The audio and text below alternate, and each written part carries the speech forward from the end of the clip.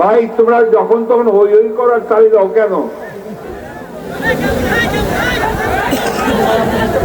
না ভাই আপনারা করেন এইভাবে হইচই করলে দাও তোমরা যে এইভাবে তোমার কথাবার্তা বলতে পারছো কি খবরটা কি? ছবি দেবে না?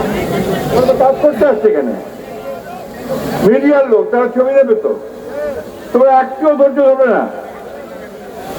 এইভাবে তো তোমার বিজয় অর্জন করতে পারবে না। অনেক কষ্ট করেছে, অনেক প্রাণ দিয়েছে। প্লিজ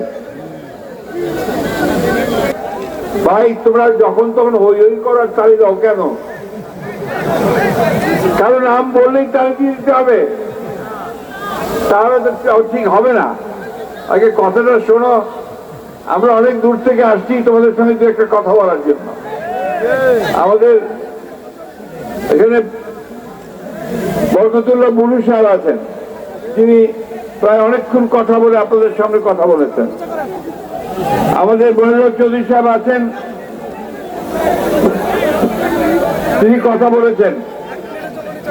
আপনাদের এখানে কুমিল্লা লাকসামে আপনাদের অনেক বড় বড় ব্যবসায়ী আছেন, অনেক বড় বড় ব্যবসায়ী।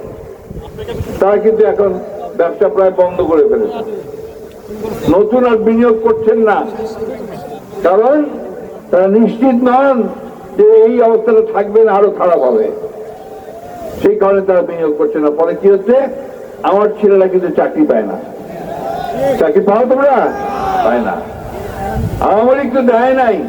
হাসিনার সরকার তো গত 15 বছর ধরে বন্ধ থাকলেই চাকরি দেয় নাই, তাই না? ব্যবসা বাণিজ্য করতে দেয় নাই। আজকে একটা সম্ভাবনা দেখা দিয়েছে, সেই সম্ভাবনা কাজে লাগাতে আমরা অতি দ্রুত একটা নির্বাচন চাই। সেই নির্বাচনের মধ্য দিয়ে আমরা একটি স্থিতিশীল বাংলাদেশ দেখতে চাই। লাকসামের মানুষের কাছে আমার আরেকটা অনুরোধ আছে। আমি আজকে এখানে এসে লক্ষ্য করেছি কিছু কিছু ছোট ছোট ছেলে তারা খুব স্লোগান দিচ্ছে, অমুক ভাই তমুক ভাই। ভাইয়ের রাজনীতি করো না ভাই। রাজনীতি করবা দেশের জন্য, দেশের মানুষের জন্য। আর স্লোগান যদি দিতে হয় দিবা জিয়াউর রহমানের জন্য, খালেদা জিয়ার জন্য, আর তারেক রহমানের জন্য। কোন ভাইয়ের স্লোগান আমরা দেব না। সবাই আমাদের নেতা, আমাদের তিনটাই। প্লিজ এটা মনে রাখতে হবে। আমরা এখানে যারা আছি আমাদের অনেক বয়স হয়ে গেছে, আমারও অনেক বয়স হয়েছে।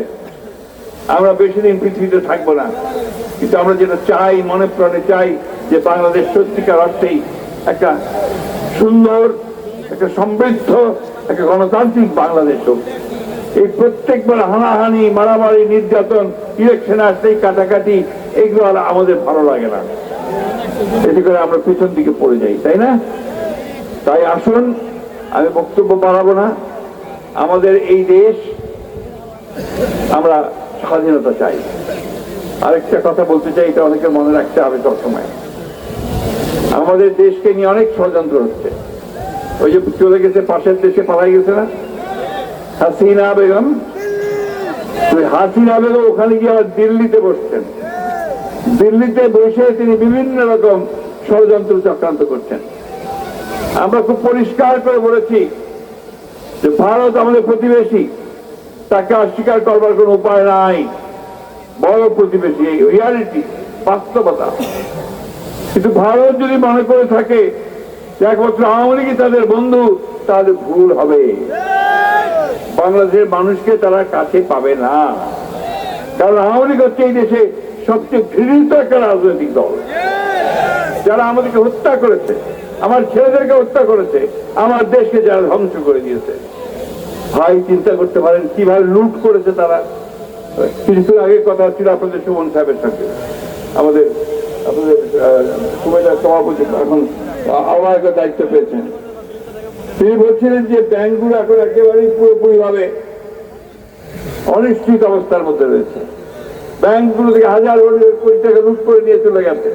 তার বাবাও খুব বড় শিল্পপতি ছিলেন, ব্যাংকার ছিলেন, এও এখন বড় শিল্পপতি, ব্যাংকার। এই হচ্ছে একজনের কথা বললাম আমি। সমস্ত ব্যবসায়ী মহলে এখন একটাই কথা যে আওয়ামী লীগ আমাদের ধ্বংস করে দিয়ে গেছে, ব্যাংকিং সিস্টেম ধ্বংস করে দিয়েছে। 180 লক্ষ কোটি টাকা তারা পাচার করে দিয়েছে, দেশ থেকে বের করে দিয়েছে। চিন্তা কর, আমি হিসাব করতেও পারি না 180 লক্ষ কোটি টাকা কত শূন্য কত সংখ্যা তা আমি বলতে পারবো না, কিন্তু তাই তারা করেছে। এই দেশকে যদি আবার ফিরায় আনতে হয় তার জায়গায়, আপনাদের লাক্সে অনেক ভাই আছে না যে বিদেশে চাকরি করে, মিডল ইস্টে মধ্যপ্রাচ্যে চাকরি করে আছে না, তারা তাদের পরিশ্রম করে কষ্ট করে আপনাদের টাকা পাঠায়, ব্যাংকে টাকা পাঠায়, সেই টাকাগুলো মেরে দিয়েছে পুরো। এখন এই যদি চলতে থাকে এটা আমরা কোনোদিন মেনে নিতে পারি না। সেই কারণেই আওয়ামী লীগকে দেশের মানুষ তাকে তাড়া করে বের করে দিয়েছে। এখন আমরা যেন আমাদের নিজেদের মধ্যে সে ঐক্যটা রাখি, একটা নির্বাচনের মধ্যে দিয়ে আমরা একটা সরকার গঠন করব, পার্লামেন্ট গঠন করব, দেশটাকে সুন্দর করে গড়ে তুলবার চেষ্টা করব। আর আমার একটা অনুরোধ আছে আপনাদের কাছে যে আমরা অযথা নিজেদের মধ্যে তর্ক বিতর্ক, নিজেদের মধ্যে বিভেদ সৃষ্টি করব না।